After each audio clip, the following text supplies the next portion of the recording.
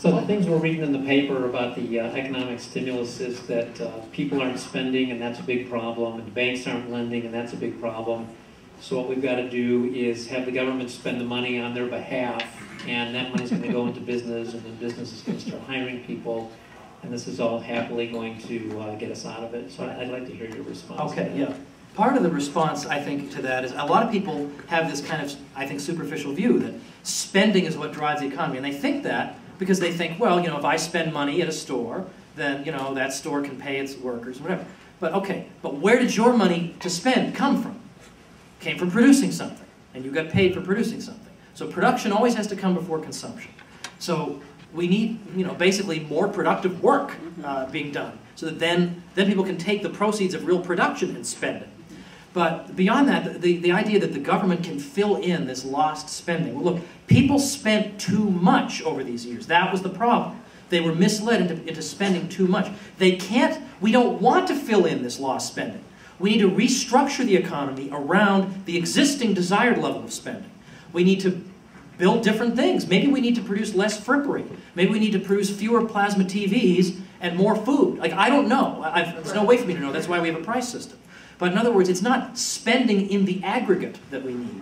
It's what types of spending do we want. Now, the government's solution of just spending money on, again, weatherizing people's homes or whatever, is an incredibly crude response in any event. I mean, how do we know that's the kind of spending we need? In fact, if anything, that distorts the market further. That's going to keep construction companies going that shouldn't be kept going. They are precisely the firms that have overexpanded that need to shrink. So the government will just throw money at basically money-losing enterprises.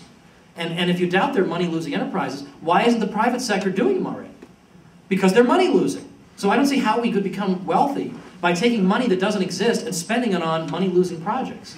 Instead, what we need is for people to get their own financial houses in order, try and get themselves a little bit out of debt so that they feel better about their situation. And again, this is the beginning of prosperity. It's funny to read what Warren Harding said, the president, during 1921, that depression. Everybody hates Warren Harding, you know, although today I only wish that the scandals we had to live through were as trivial as the one, you know, okay, somebody's profiteering off of some government hospital supplies, you know, whoa, well, I mean, what we wouldn't give to have that back, right? But Harding actually said what we need is to tighten our belts. We've gone on a crazy spending spree, and the economy and producers and entrepreneurs, they will respond to this. They will realize that any type of production that relies on a continually flowing supply of consumer credit is not sustainable, or we can't produce as much of it. We don't need to be producing as many cars. We don't need to be producing as many consumer electronics. So, as I say, what we need is for the economy to restructure around the amount of spending that is sustainable and the types of spending that are sustainable. But just simply focusing on spending as if it's helpful to think in one giant aggregate seems to me misses all the interesting questions at stake.